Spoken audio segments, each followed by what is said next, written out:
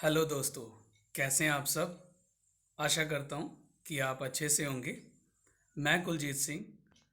आज हम BSc first year के म्यूटेशन का जो हमने टॉपिक स्टार्ट कर रखा था उसका सेकंड पार्ट लेके आए हैं।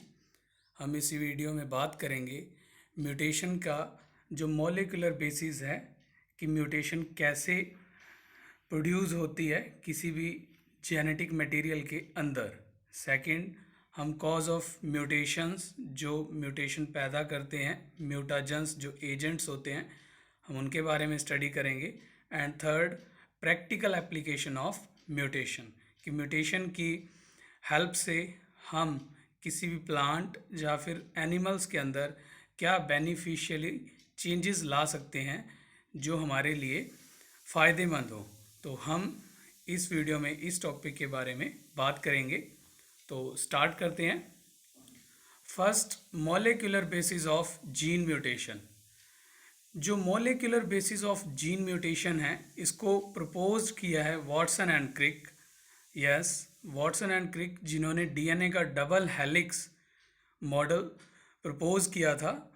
वो कहते हैं कि जो डीएनए होता है उसके अंदर जो बेस पेयर होते हैं, न्यूक्लियोटाइड बेस पेयर्स, वो फिक्स नहीं होते, वो मूव करते रहते हैं।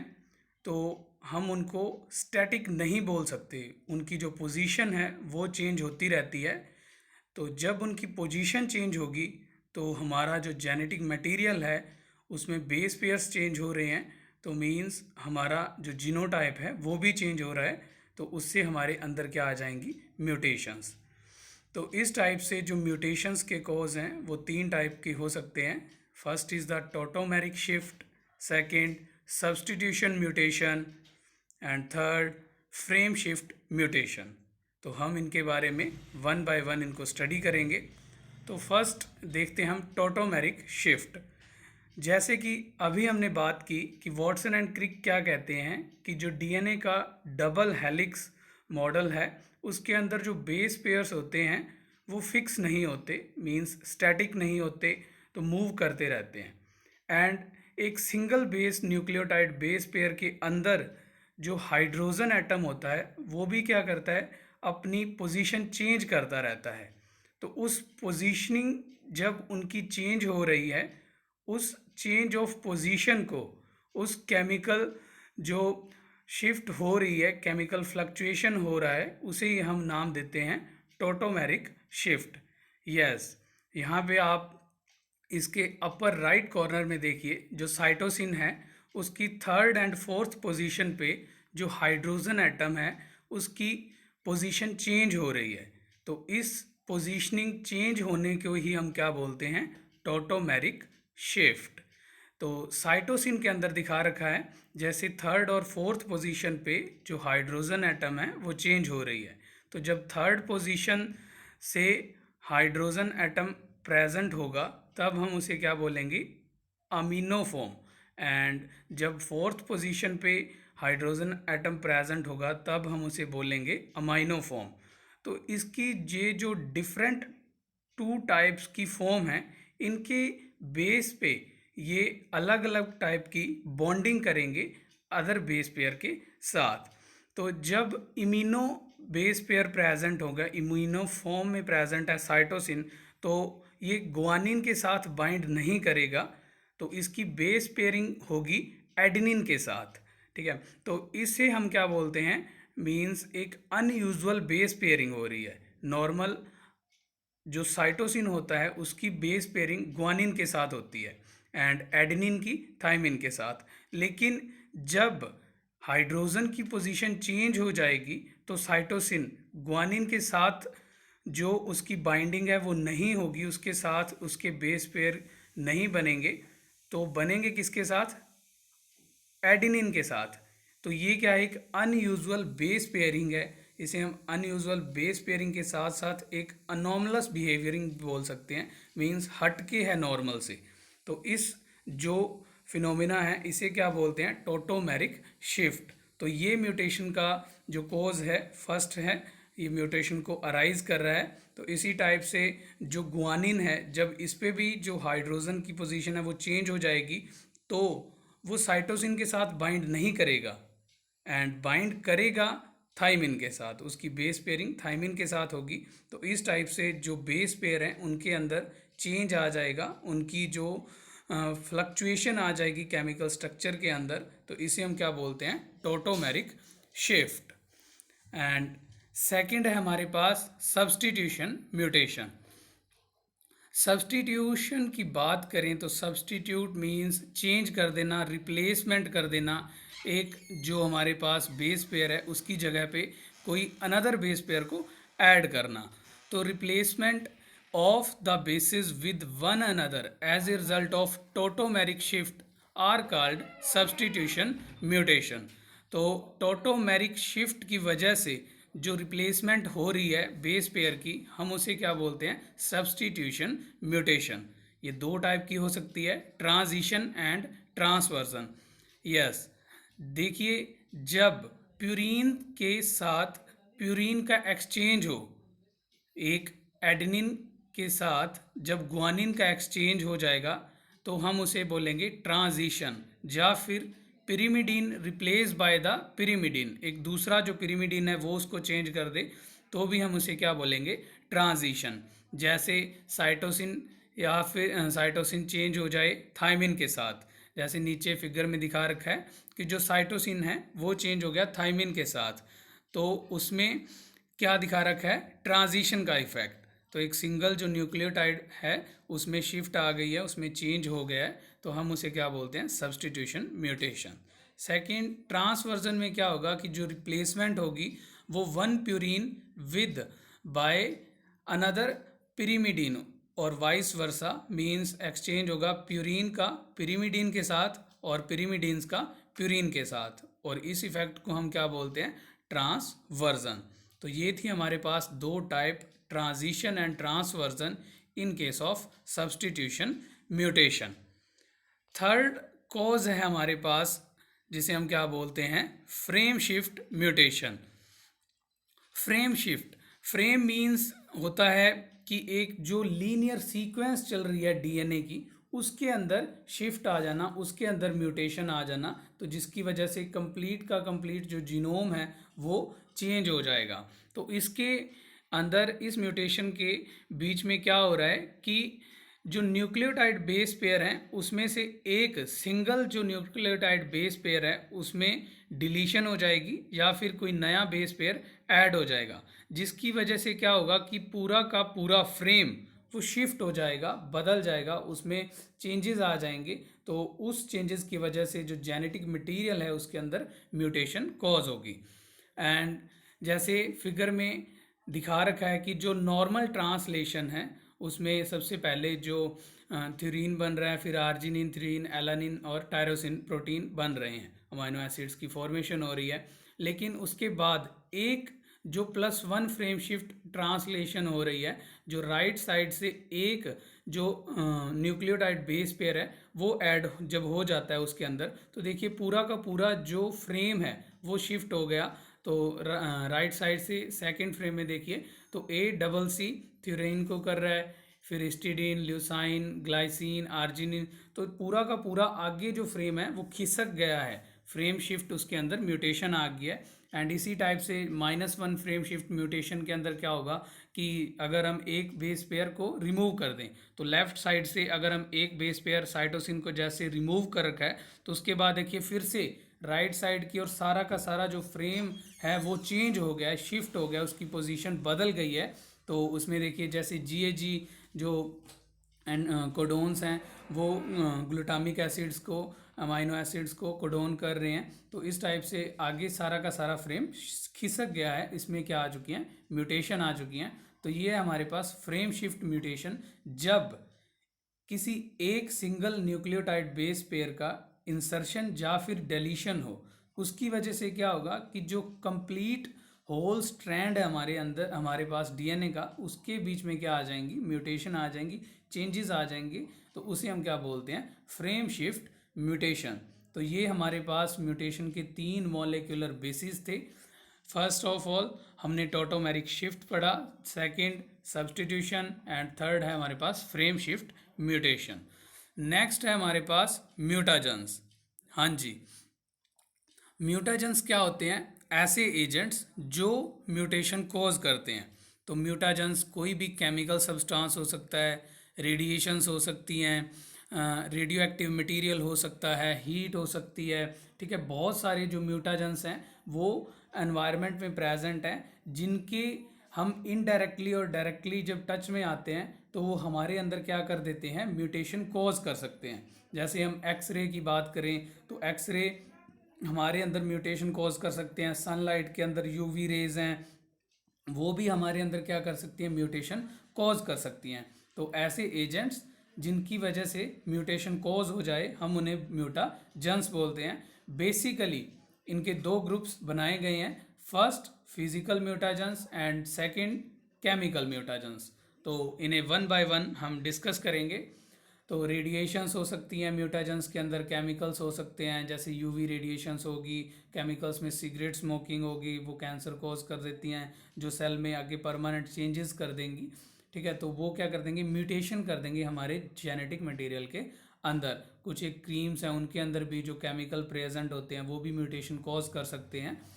तो हम उन्हें देखते हैं। First physical mutagens. Physical mutagens के आगे टू टाइप्स हैं, first ionizing radiation and second non ionizing radiations. तो फिजिकल म्यूटाजेंस में बेसिकली रेडिएशंस को हम इन्वॉल्व करते हैं। तो आयोनाइजिंग रेडिएशंस में अगर हम देखें तो इसमें हाई एनर्जी की rays, for example X ray, beta ray, gamma ray and neutrons, protons और फास्ट मूविंग अदर जो पार्टिकल्स होते हैं वो इंक्लूड होते हैं। तो इनकी फास्ट मूविंग पावर है तो इनकी क्या होगी, हाई पेनिट्रेटिंग पावर होगी। ये बॉडी के अंदर जो सेल्स हैं उनमें क्या कर देंगे, चेंजेस कर देंगे। इनके अगर हम मैकेनिज्म की बात करें तो ये क्या करते हैं कि जो कोई भी एटम होता है उसके जो इलेक्ट्रॉन्स होते हैं उनको इजैकुलेट कर देते हैं, बाहर निकाल देते हैं। तो जब इलेक्ट्रॉन बाहर निकल जाएंगे तो जो एटम है वो नेगेटिवली चार्ज हो जाएगी, और नेगेटिवली चार्ज होने की वजह से वो किसी अनदर जो पार्टिकल प्रेजेंट होंगे उनके साथ रिएक्शन कर लेगी और एक्ट करेगी, as a mutagenic effect show करेगी।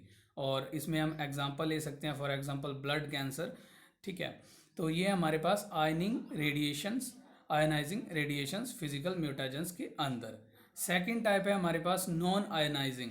नॉन आयनाइजिंग रेडिएशंस में हम अल्ट्रा वायलेट्स रेडिएशन को कॉज इन्वॉल्व करते हैं, एंड इन रेडिएशन की जो वेवलेंथ होती है वो लॉन्गर होती है, एंड इनके पास जो एनर्जी होती है वो कम होती है।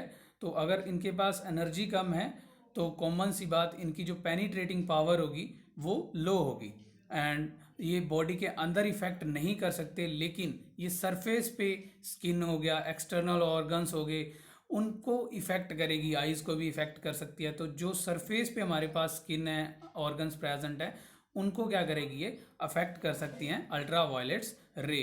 तो बेसिकली ये माइक्रो ऑर्गेनिज्म को इफेक्ट करती हैं, पोलन ग्रेन्स को इफेक्ट करती हैं। तो इस टाइप से ये भी एजेंट्स हैं, रेडिएशंस, जो क्या करती हैं, म्यूटेशंस को कॉज करती हैं। इसमें हम बात करें जो आयोनाइजिंग रेडिएशन थी, इनकी हेल्प से ही जो मूलर साइंटिस्ट थे उन्होंने आर्टिफिशियल इंड्यूस की थी म्यूटेशन ड्रोसोफिला के अंदर। उन्होंने क्या किया था कि जो ड्रोसोफिला था उसकी आइज़ का कलर रेड था, नॉर्मली उसको वाइट आई में चेंज कर दिया था, वाइट कलर कर दिया था। उसके जो विंग साइज था उनको इंक्रीज कर दिया था। तो विद द हेल्प ऑफ जो रेडिएशन था उन्होंने आर्टिफिशियल म्यूटेशंस कॉज की थी। तो ये है हमारे पास फिजिकल म्यूटाजेंस। इसमें जैसे देखें हम, जो यूवी रेज हैं सन के थ्रू आ रही हैं, तो जो डीएनए हेलिक्स है उसके अंदर जो बेस पेयर है, न्यूक्लियोटाइड बेस पेयर, उनको क्या कर रहा है, उनकी बॉन्डिंग को ब्रेक करके जैसे थायमिन का डाइमर फॉर्म कर रहा है। तो आगे फर्दर ट्रांसलेशन नहीं होगी तो प्रोटीन्स नहीं बनेंगे, जिसकी वजह से क्या आ जाएंगी, म्यूटेशंस कॉज हो जाएंगी। नेक्स्ट है हमारे पास केमिकल म्यूटाजेंस। तो केमिकल म्यूटाजेंस ऐसे सब्सटेंस होते हैं, केमिकल्स प्रेजेंट होते हैं जो म्यूटेशन को कॉज करते हैं। बहुत सारे केमिकल म्यूटाजेंस प्रेजेंट हैं। बेसिकली हम कुछ एक को यहाँ पे डिस्कस करेंगे। Firstly colchicine. कोल्चिसिन एक मोस्ट इम्पॉर्टेंट म्यूटाजेंस माना जाता है। ये क्या करता है कि ये सेल डिवीज़न जब हो रही होती है तो उसके अंदर जो स्पिंडल फाइबर्स होते हैं उसकी फॉर्मेशन को ये डिग्रेड कर देता है, और जब स्पिंडल फाइबर ही नहीं बनेंगे तो क्या होगा, जो क्रोमोसोम्स हैं वो अपोजिट पोल पे नहीं जा पाएंगे, एंड इसकी वजह से क्या होगा कि जो हमारी सेल का प्रोसेस है, सेल डिवीज़न, वो रुक जाएगा और पॉलीप्लॉइडी की जो कंडीशंस हैं वो बढ़ती रहेंगी, जिसकी वजह से क्या हो जाएंगी, म्यूटेशंस आती जाएंगी। ठीक है, तो कोलचिसिन एक इम्पॉर्टेंट म्यूटाजेंस है। सेकंड है हमारे पास मस्टर्ड गैस। मस्टर्ड गैस एक हाईली इफेक्टिव म्यूटाजेंस है, लेकिन इसका जो इफ़ेक्ट है वो काफ़ी स्लो होता है। तो अगर हम एक जनरेशन में, फर्स्ट जनरेशन में म्यूटेशन कॉज करने का शुरुआत करें तो धीरे धीरे सेकंड और थर्ड जनरेशन में जाके इसका जो इफ़ेक्ट है वो शो होगा। तो एक हाईली इफ़ेक्टिव लेकिन स्लो इसका जो इफ़ेक्ट है वो हमें दिखाई देगा। थर्ड है हमारे पास नाइट्रस एसिड। तो नाइट्रस एसिड भी म्यूटेशन कॉज करता है। इसका जो मैकेनिज्म है म्यूटेशन कॉज करने का, तो ये रिएक्शन करता है डीअमाइनेशन, एडेनिन को हाइपोजेंथिन में कन्वर्ट कर देगा, साइटोसिन को यूरासिल में कन्वर्ट कर देगा। तो यहाँ पे आप फिगर में देख सकते हैं कि जो साइटोसिन है जब उसकी डीअमाइनेशन होती है तो वो चेंज हो जाता है यूरासिल के अंदर। तो सिंपल सी बात, साइटोसिन बाइंड करता है ग्वानिन के साथ, लेकिन जब ये चेंज हो जाएगा यूरासिल के अंदर तो ये बाइंड करेगा एडेनिन के साथ, तो म्यूटेशन को कॉज करते हैं नाइट्रस एसिड। इसी टाइप में फोर्थ है हमारे पास इथीडियम ब्रोमाइड। तो इथीडियम ब्रोमाइड है जो ये निकिंग करता है डबल स्टैंडर्ड डीएनए की। तो डबल स्टैंडर्ड डीएनए में जो बेस पेयर्स हैं उनको ब्रेक कर देगा, कट लगा देगा उसके अंदर, तो म्यूटेशन को कॉज करता है। ये भी डिलीशन कर देगा। ठीक है, फिफ्थ है हमारे पास एक्रीडिन डाई। तो ये डाई जो फ्रेम शिफ्ट म्यूटेशन है उसके लिए इन्वॉल्व होती है, और इसमें ये रेप्लिकेशन ऑफ डीएनए को इफेक्ट करती है। जब रेप्लिकेशन हो रही होती है डीएनए की तब अपना ये म्यूटेशन कॉज कर देगी। एंड सेकंड है inserting extra bases in DNA strand, और एक्स्ट्रा बेस को भी ऐड करवा देगी, जिससे हमने अभी फ्रेम शिफ्ट म्यूटेशन पढ़ा था कि जो पूरा का पूरा डीएनए का स्ट्रैंड है, फ्रेम है, वो क्या हो जाएगा, आगे खिसक जाएगा, उसके अंदर म्यूटेशन आ जाएंगी। नेक्स्ट है हमारे पास LSD lysergic acid di methyl amide. ठीक है, ये एक कार्सिनोजेनिक एजेंट है, कैंसर कॉजिंग एजेंट है। ये सेल के अंदर क्या कर देगा, म्यूटेशन कॉज करेगा।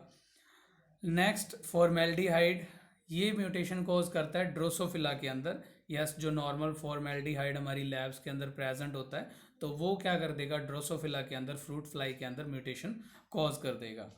एंड ऑर्गेनिक पेरोक्साइड की हम बात करें तो ये कॉज म्यूटेशन इन फंगस। तो ये फंजाई के जो ऑर्गेनिज्म हैं, प्लांट्स होते हैं, फंगस होते हैं ऑर्गेनिज्म, उनके अंदर क्या करेगा, ये म्यूटेशन कॉज कर सकता है।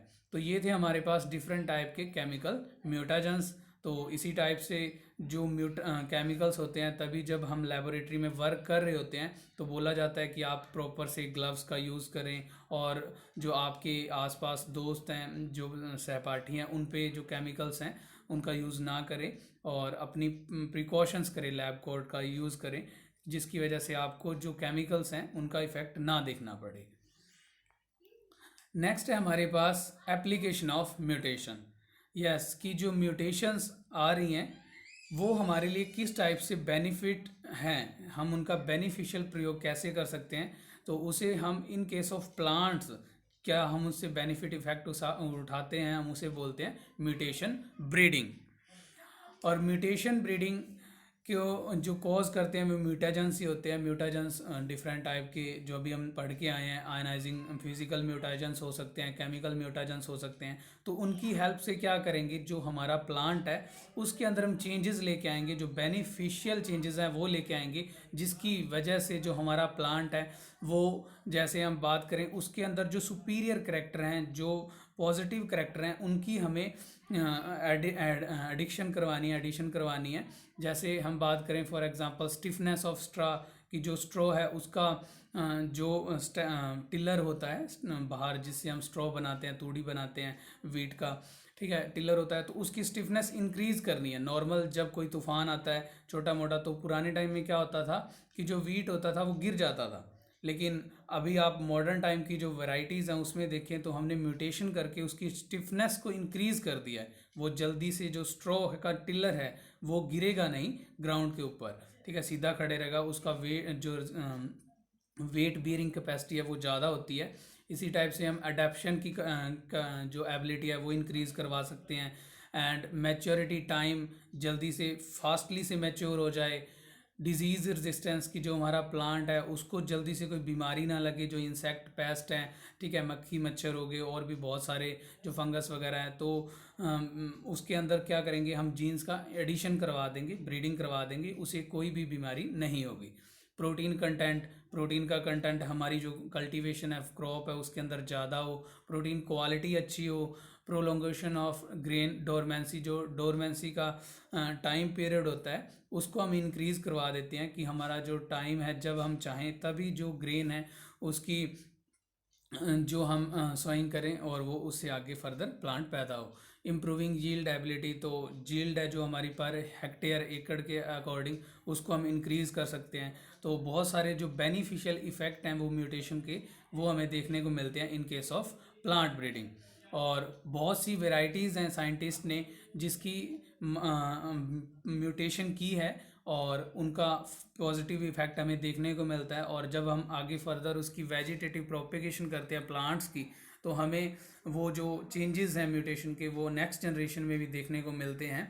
जैसे पोटैटोज़ के अंदर, स्वीट पोटैटोज़ के अंदर, शुगर केन के अंदर, ग्रेप्स के अंदर और भी बहुत सी फ्रूट की वैरायटीज़ हैं जिसके अंदर पॉजिटिव इफ़ेक्ट जो बेनिफिशियल म्यूटेशंस की गई हैं और हम उनका जो फ़ायदा है वो उठा रहे हैं।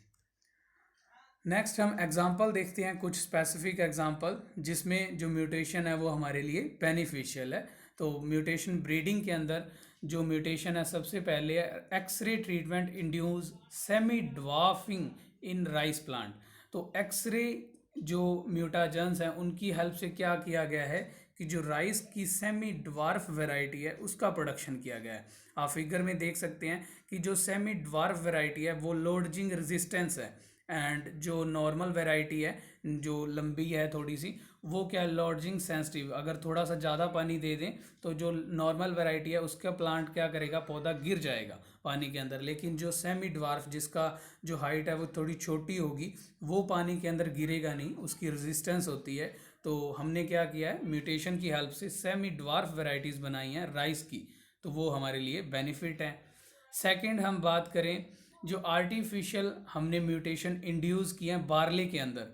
यस, बार्ले जौ होता है जो हम नॉर्मल देखते हैं अपने खेतों के आसपास और अपने घर में भी देखते हैं, इनका हम यूज़ करते हैं।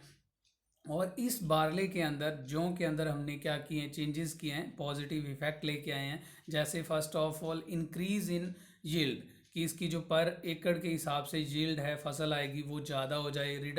रिडक्शन इन हाइट, इसकी भी जो हाइट है वो हमने छोटी की है, सेमी ड्वार्फ वेराइटीज़ बनाई हैं, क्योंकि जिस प्लांट की भी हाइट ज़्यादा होगी तो वो क्या होगा कि जब मैच्योरिटी पे होगा प्लांट तो उसके जो लॉडजिंग की अगर हम बात करें जो कैपेसिटी है वो ज़्यादा हो जाएगी, उसके गिरने की संभावना ज़्यादा हो जाएगी। तो छोटी वैरायटी है वो जल्दी से गिरेगी नहीं, तो इसलिए हमने इसकी क्या किया, रिडक्शन इन हाइट कर दिया है। इन सेंसिटिविटी टू डे लेंथ, इसकी हमने जो फोटो पीरियडिज्म का इफेक्ट होता है कि जो प्लांट्स के अंदर फ्लावरिंग का प्रोसेस होता है वो लाइट पे डिपेंड करता है, फोटो पीरियड्स आते हैं उनके अंदर, तो उसकी हमने इनसेंसिटिविटी कर दी है कि उसको जो डे लेंथ है उससे कोई फ़र्क नहीं पड़ता, वो नॉर्मल टाइम में अपना फ्लावरिंग करेगा और फ्रूट्स उसके ऊपर पैदा हो जाएंगे। And resistance to mildew disease, and उसको फंगस से ये एक डिजीज़ होती है मिल्ड्यू डिजीज़, उससे भी हमने उसको क्या किया, रेजिस्टेंस बना दिया है। तो नॉर्मल हमारा प्लांट जब भी खेत में पैदा हो रहा होगा, खड़ा होगा, तो उसे जो मिल्ड्यू डिजीज़ है वो कोई इफ़ेक्ट नहीं कर पाएगी। तो इस टाइप से जो म्यूटेशन है उसके पॉजिटिव इफ़ेक्ट लाए हैं हमने बार्ले के अंदर, जौ के अंदर, उसकी वैरायटी को हमने सुपीरियर बनाया है। नेक्स्ट हम देखें, थर्ड हमारे पास है, इंडोनेशिया के अंदर साइंटिस्ट ने क्या किया है, उन्होंने एक हाई इम्प्रूव यील्ड वैरायटी बनाई है राइस की, और उसकी जो वैरायटी है उसका नेम है एटोमिटा 2। यस, एटोमिटा 2 नाम है जो उन्होंने न्यू एक वैरायटी बनाई है, सुपीरियर वैरायटी बनाई है। और अगर हम बात करें उन्होंने बनाई कैसे है, तो उन्होंने पैलिटा 1, एक पैलिटा 1 उन्होंने एक राइस की वैरायटी थी, उसके अंदर म्यूटेशन इंड्यूस किए हैं artificially with the help of gamma rays. तो गामा रेज की हेल्प से उन्होंने आर्टिफिशियली म्यूटेशन इंड्यूस करके एक वैरायटी न्यू रेडी किया जिसका नाम है एटोमिटा 2। तो उस जो वैरायटी है उसके अंदर बहुत से सुपीरियर कैरेक्टर हैं। जैसे फर्स्ट हम बात करें, new varieties resistance to brown plant hopper. तो इस पे जो होपर होता है, ग्रास होपर, वो कोई इफेक्ट नहीं करेंगे। Second, it is tolerance to salty soil. तो ये साल्टी सॉइल के अंदर भी क्या करेगा, नॉर्मल ग्रो करेगा। एंड जो नॉर्मल राइस के प्लांट होते हैं वो साल्टी सॉइल पे ग्रो नहीं करते। तो इस वैरायटी की क्या है, पॉजिटिव इफेक्ट है, बेनिफिशियल इफेक्ट है कि वहाँ पे ग्रो करेगा। And third is the good palatability. तो इसकी अच्छी जो कैपेसिटी है ग्रो करने की वो भी ज़्यादा होगी। तो इस टाइप से जो म्यूटेशन है वो हमने इंड्यूस की है राइस की एक सुपीरियर अच्छी वैरायटी बनाने के लिए, और उसके हमें पॉजिटिव इफेक्ट देखने को मिलते हैं। एंड लास्ट हमारे पास फोर्थ है म्यूटेशन का जो एग्जांपल आर्टिफिशियल जो हमने इंड्यूस किया है, वो इंड्यूस किया है एक वीट की वैरायटी में। तो जो पुरानी एक वीट की वैरायटी थी रेड ग्रेन्ड सोनारा 64, ठीक है, ये वैरायटी थी। आप लेफ्ट साइड पे डायग्राम देखिए, तो ये वैरायटी है रेड ग्रेन्ड सोनारा 64 की, ठीक है। इससे हमने म्यूटेशन किए हैं और हमने एक अच्छी वैरायटी की जो वीट है उसकी प्रोडक्शन की है, और उसके जो वैरायटी है वो है शर्बती सोनारा। उसका हमने नाम रखा है शर्बती सोनारा। तो इसमें जो राइट साइड पे डायग्राम है, पिक दिखा रखी है, तो वो शर्बती सोनारा की है। एंड आप देखें कि इसके जो इन्फ्लोरेसेंस हैं उनके अंदर काफ़ी डिफरेंस है, इसलिए हमने एक सुपीरियर वैरायटी बनाई है। उसके जो ग्रेन का कलर है वो भी चेंज किया है। पहले वाले में सोनारा 64 में क्या था कि रेड कलर का था, और दूसरे में अंबर ग्रेन कलर था उसका, ठीक है, थोड़ा वाइटिश कलर था। और इस टाइप से हमने जो पॉजिटिव इफेक्ट हैं वो लेके आए हैं with the help of mutation अपने प्लांट्स के अंदर।